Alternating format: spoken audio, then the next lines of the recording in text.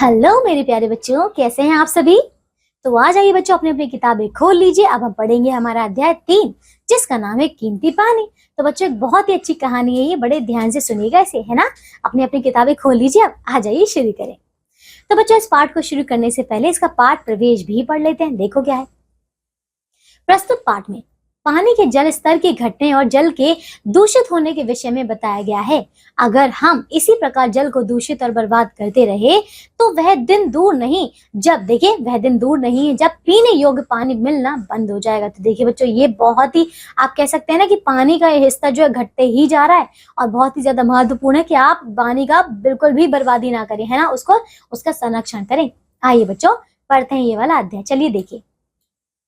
नल खोलकर अंकित ने पेस्ट लगे ब्रश को भिगोया और नल बंद किए बगैर ब्रश अपने दांतों पर रगड़ने लगा। तो देखिए बच्चों उसने क्या किया, ये देख रहे हैं चित्र में, देखिए ये जो छोटा बच्चा है, ठीक है, इसका नाम है अंकित। और ये क्या कर रहा है, आपने देखिए पेस्ट लगाकर, ठीक है, अपना ब्रश करने लगा और नल को जो इसने खुला ही छोड़ दिया, है ना।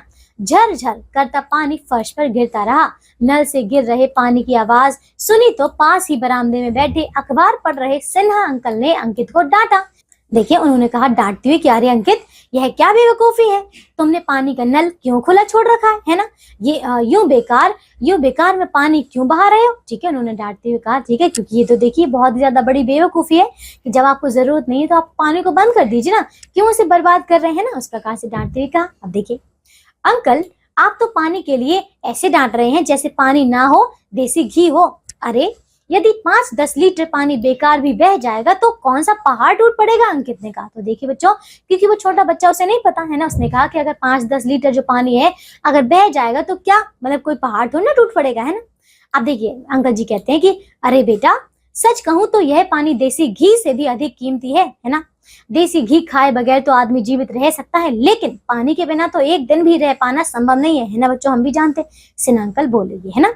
बात तो आपकी बिल्कुल सच है अंकल कि हमारे जीवन के लिए पानी बहुत आवश्यक चीज है ना।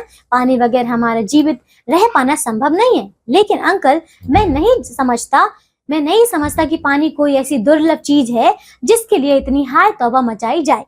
गड्ढों, तालाबों और कुओं से लेकर नदियों तक बेहिसाब जो है, उन्होंने कहा कि इसमें वो बच्चा कह रहा है कि उसमें देखो बेहिसाब पानी भरा पड़ा है। तो देखिए वो किस प्रकार से यहाँ पे कह रहा है कि ये तो मैं जानता हूँ कि पानी के बिना रहना जो है मतलब संभव ही नहीं है ना। तो वो कहता है कि लेकिन वो ये समझ नहीं पा रहा कि जब नदियों में, कुओं में, तालाबों में पानी ही पानी भरा पड़ा है तो फिर इसकी हाय तौबा क्यों मचानी है, इस प्रकार से वो कहता है।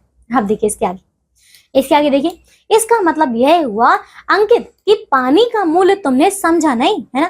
पानी के लिए एक पर्यायवाची शब्द है जीवन। तो देखिए बच्चों, हमें याद रखिएगा कि पानी का पर्यायवाची क्या है, जीवन, है ना। देखिए हिंदी के प्रसिद्ध कवि रहीम दास ने भी लिखा है, रहीमन पानी रखिए। तो उन्होंने लिखा है, रहीमन पानी राखिए, बिन पानी सब सून।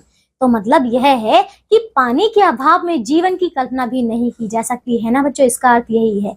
जानते हो हमारे इस सौरमंडल में कुल 9 ग्रह हैं, जिनमें से सिर्फ पृथ्वी पर ही पानी है और इसीलिए देखिए सिर्फ पृथ्वी पर ही जीवन है। तो बच्चों देखिए, हमें जो अंकल जी हैं, सिन्हा अंकल, वो बता रहे समझाते हुए कि हमारे ब्रह्मांड में कितने बच्चों 9 ग्रह हैं। उन 9 ग्रहों में से सिर्फ और सिर्फ पृथ्वी ही एक ऐसा ग्रह है जिस पर पानी उपलब्ध है और पानी है इसीलिए यहाँ पर जीवन है, अन्यथा यहाँ पे जीवन संभव नहीं होता, है ना। और इसके पृथ्वी के अलावा तो कहीं और जीवन संभव है ही नहीं, है ना, क्योंकि पानी ही नहीं है। अब देखिए इसके आगे फिर क्या हुआ बच्चों, शेष ग्रहों पर ना पानी है ना जीवन, किंतु पृथ्वी पर पानी की मात्रा जिस तेजी से घट रही है वह हमारे लिए गंभीर चिंता का विषय है ना बच्चों, क्योंकि पानी का स्तर जो है घटता ही जा रहा है। वैज्ञानिकों का तो यहाँ तक कहना है कि यदि भविष्य में कभी तीसरा युद्ध हुआ तो वह पानी के लिए ही होगा। समझ आया बच्चों यहाँ पे कि देखिए, क्योंकि पानी जो है, पानी सभी के लिए महत्वपूर्ण है, चाहे जीव जंतु हो, चाहे इंसान हो, चाहे कुछ भी हो बच्चों, हर किसी को पानी चाहिए। तो अगर पानी ही नहीं होगा तो युद्ध तो होगा ही ना बच्चों, इस प्रकार से कह रहे हैं ना। देखिए सिन्हा अंकल ने कहा है ना। अब देखिए वो बच्चा कहता है, अंकल पानी जैसी साधारण चीज के लिए विश्व युद्ध हो सकता है, यह बात बहुत ही अटपटी सी लग रही है। मैंने तो पढ़ा है कि हमारी पृथ्वी के संपूर्ण क्षेत्रफल के 3/4 भाग में केवल पानी ही पानी है, सिर्फ 1/4 भाग ही स्थल है, यानी कि जमीन है। तो देखिए बच्चों, यहाँ पे वो जो छोटा बच्चा वो कह रहा है कि मैंने तो यही पढ़ा है 3/4 भाग जो हमारी पूरी पृथ्वी का, उसमें पानी ही पानी है, सिर्फ और सिर्फ 1/4 जो हिस्सा है वही क्या है, यहाँ पे धरती है ना। अब देखिए अंकल जी कहते हैं, हाँ तुम्हारी बात सच है अंकित, है ना। हमारी पृथ्वी लगभग 36.1 करोड़ वर्ग किलोमीटर क्षेत्रफल में जल ही जल फैला है, जो पृथ्वी के संपूर्ण क्षेत्रफल का लगभग 71% हिस्सा है ना बच्चों। जल का इतना सारा हिस्सा है हमारी पृथ्वी पर, है ना। शेष मात्र लगभग 29% भाग पर ही स्थल है। लेकिन तुमको शायद यह नहीं पता कि इस संपूर्ण उपलब्ध पानी का देखिए कितना बच्चों 79.3% भाग समुद्र का खारा जल है ना बच्चों। समझ आए, देखिए इतने पानी में से सिर्फ और सिर्फ देखिए यहाँ पे क्या बताया जा रहा है कि इतना 79.3% तो जो है खारा पानी है ना, जो हमारे उपयोग लायक नहीं है। हम खारे पानी को तो नहीं पी सकते ना, है ना। पृथ्वी पर उपलब्ध संपूर्ण पानी का मात्र देखिए 2.7% भाग मीठे जल का भी एक देखिए मीठे जल का, ठीक है, का भी एक बड़ा हिस्सा यानी नदियों, तालाबों तथा कुओं आदि का जल तरह तरह के कीटाणु एवं हानिकारक रसायनों आदि द्वारा दूषित हो चुका है। तो देखिए प्रदूषित हो चुका है। अब देखिए बच्चों समझाने, देखिए वो अंकल जितने अच्छे से उसको बता रहे हैं कि हमारे में देखिए हमारी पृथ्वी पर इतना सारा पानी तो है ही, लेकिन उसमें से भी देखिए उसमें से भी बहुत बड़ा हिस्सा जो है पानी का वो क्या है, वो दूषित है कीटाणुओं से, उसको भी नहीं पिया जा सकता, है ना।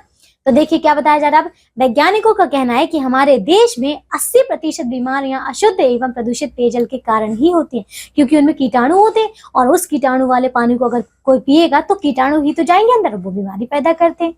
मेरे कहने का मतलब यह है कि पृथ्वी पर पीने योग्य मीठे एवं स्वच्छ जल की मात्रा बहुत कम है ना, ऐसा उन्होंने बताया। तब तो सचमुच पानी बहुत कीमती चीज है। लेकिन एक बात बताइए अंकल, खारा पानी और मीठा पानी, शुद्ध पानी और अशुद्ध पानी में आपका क्या आशय है? अंकित ने पूछा, क्योंकि उसे नहीं पता था कि इनमें अंतर क्या होता है, ठीक है। तो वो बताता है कि बताइए इसमें इसका आशय क्या है। तो अंकल बताते हैं, देखो अंकित, पहले तो तुम खारे पानी मीठे पानी में अंतर समझो, है ना, उन दोनों में अंतर समझो। समुद्र के जल में काफी मात्रा में नमक घुला होता है, इसीलिए देखिए यह पीने योग्य नहीं होता, है ना, तभी तो वो खारा होता है।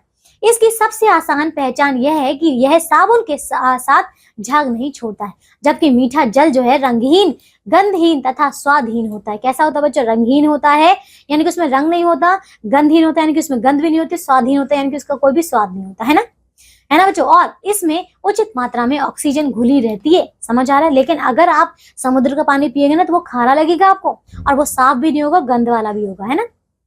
देखिए मीठा पानी कपड़े अथवा बर्तन पर किसी प्रकार का दाग या धब्बा नहीं छोड़ता है ना। पीने तथा नहाने धोने के दैनिक उपयोग के लिए यह पानी प्रयोग में लाया जाता है। समझ आया बच्चों? जो पानी मीठा है, जो पीने लायक है, जिसमें कोई आप कह सकते हैं नमक नहीं है, कोई गंध नहीं है, कोई आप कह सकते हैं जीव कीटाणु नहीं है, वो पानी पीने लायक है और नहीं, है ना। अब देखिए, और शुद्ध जल तथा अशुद्ध जल में क्या अंतर होता है अंकल, है ना, उसने पूछा। फिर अंकल बताते हैं, शुद्ध जल हमारे उपयोग में आने वाला जल है जिसमें पर्याप्त मात्रा में ऑक्सीजन घुली हो तथा जो कीटाणुओं, रोगाणुओं एवं अन्य रासायनिक पदार्थों से मुक्त हो, है ना, उसने बोला। अब देखिए, यदि पानी में घातक रासायनिक पदार्थ मिले हों अथवा उसमें जानवरों की लाश या अन्य चीजों के सड़ने के कारण कीटाणु पैदा हो गए हों तो पानी अशुद्ध हो जाता है ना बच्चों, समझ आए, क्योंकि इसमें कीटाणु पैदा हो जाते हैं। जब इस अशुद्ध पानी को हम पीते हैं तो इससे देखिए, या इससे नहाते हैं तो यह पानी देखिए कई तरह की बीमारियां पैदा कर सकता है। शुद्ध पानी के दूषित होने की इस प्रक्रिया को जल प्रदूषण कहा जाता है। तो बच्चों समझ आए, देखिए यहाँ पे फैक्ट्री से निकलने वाला जो बच्चों गंदा जल होता है, ठीक है, गंदा पानी होता है, कूड़े के छिटे वाला, उसको भी नदियों में छोड़ दिया जाता है ना। और देखिए उसमें आप कह सकते हैं कई प्रकार के जीव जंतु या फिर उनकी लाश जो है उसमें आप कह सकते हैं मिल जाती हैं, इसी प्रकार से उसमें कीटाणु पैदा हो जाते हैं ना। अब देखो, लेकिन अंकल यदि देखा जाए तो पानी जमीन के अंदर से निकलता है और हम जो पानी बहा देते हैं वह भी पुनः जमीन के अंदर ही चला जाता है, तो फिर पानी की बर्बादी कैसे हुई, है ना, वो पूछता है। अब देखिए अंकल बताते हैं, ऐसा सोचना तुम्हारी भूल है अंकित। हम पीने के लिए जिस पानी का उपयोग करते हैं उसे भूमि के काफी नीचे से निकाला जाता है, क्योंकि निचली सतह का पानी अपेक्षाकृत अधिक शुद्ध होता है ना। उसको देखिए सबसे नीचे जो सतह है उससे पानी निकाला जाता है ना। लेकिन जो पानी हम यूं ही बहा देते हैं वह पुनः नीचे की सतह तक नहीं पहुंच पाता है ना, क्योंकि देखिए आप उस पानी का काफी हिस्सा तो तुरंत वाष्प बनकर उड़ जाता है ना बच्चों। आपको पता है ना कि पानी ऊपर रहता है तो वो सोखने से ज्यादा तो ये होता है कि वो वाष्प बनकर ऊपर उड़ जाता है। देखिए, जो पानी गड्ढों आदि में एकत्र होता है वह सड़कर प्रदूषित हो जाता है, और जो थोड़ा बहुत पानी रिस रिस कर देखिए पृथ्वी के अंदर जाता है वह ऊपरी सतह में ही रहता है और धीरे धीरे वाष्पीकृत हो जाता है। यही कारण है कि पृथ्वी के अंदर पानी की सतह काफी तेजी से नीचे गिर रही है। तो समझ आ रहा है बच्चों, यहाँ पे पानी जो है नीचे जा ही नहीं पा रहा है, जितना भी जाता है देखिए थोड़ा बहुत ही जा पाता है, जो बाकी रहता है या तो गड्ढों में भरा रहेगा तो वो बहुत दिनों तक पड़े रहने की वजह से सड़ जाएगा, खराब हो जाएगा, उसमें कीटाणु पैदा हो जाएंगे और कुछ पानी जो है ज्यादातर वो वाष्पित हो जाता है ना। अब देखो उसके आगे, देखिए फिर जो बच्चा कहता है, अंकल क्या ऐसा नहीं हो सकता कि जब पीने योग्य पानी की किल्लत होने लगे तो किसी प्रकार समुद्र के खारे पानी को मीठे योग्य पीने योग्य बना दिया जाए, है ना, वो पूछता है। तो अंकल बताते हैं, हाँ देखिए एक विकल्प यह भी है और वैज्ञानिक इस दिशा में प्रयास भी कर रहे हैं, लेकिन अफसोस की बात यह है कि समुद्र का पानी, देखिए पानी भी अब बहुत अधिक प्रदूषित हो चुका है ना, क्योंकि देखिए प्रदूषित है, तो अगर हम उसमें से नमक हटा भी देंगे तो बच्चों प्रदूषण तो तब भी रहेगा, कीटाणु तो तब भी रहेंगे, है ना। देखिए फिर बच्चा कहता है, वाकई अंकल तब तो शुद्ध पानी जो है, शुद्ध मीठा पानी बहुत ही कीमती चीज है ना, और इस पानी की बर्बादी को रोकना बहुत जरूरी है, वरना पानी ना बचा तो इस धरती पर जीवन भी नहीं बचेगा, है ना। तो देखिए अब वो बच्चा है जो वो अंकल की बात है समझ चुका था, है ना।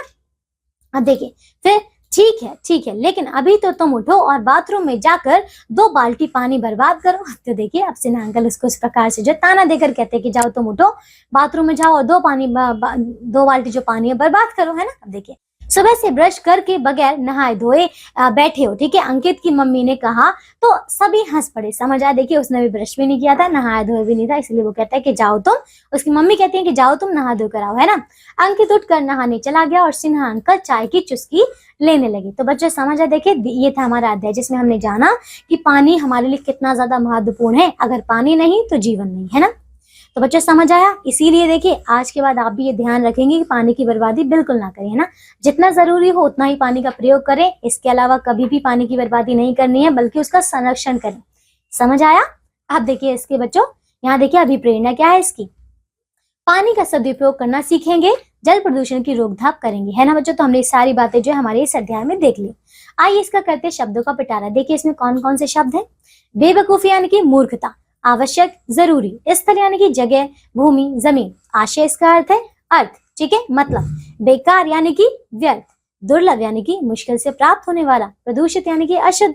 समझ आ गया बच्चों। अब इसके आगे हैं अभ्यास के प्रश्न, तो इन प्रश्नों को आपको अच्छी तरीके से पूर्ण करना है। मैं आशा करती हूँ कि आपको ये अध्याय बहुत अच्छी तरीके से समझ में आया होगा और आज के बाद आप लोग भी कभी भी पानी को बर्बाद नहीं करेंगे, उसका संरक्षण करेंगे, है ना। तो बच्चों आज के लिए सिर्फ और सिर्फ इतना ही। अब हम मिलेंगे एक नई कक्षा में और करेंगे एक नया अध्याय। तब तक के लिए आप सब अपना ध्यान रखिए और स्वस्थ रहिए। बाय बच्चों।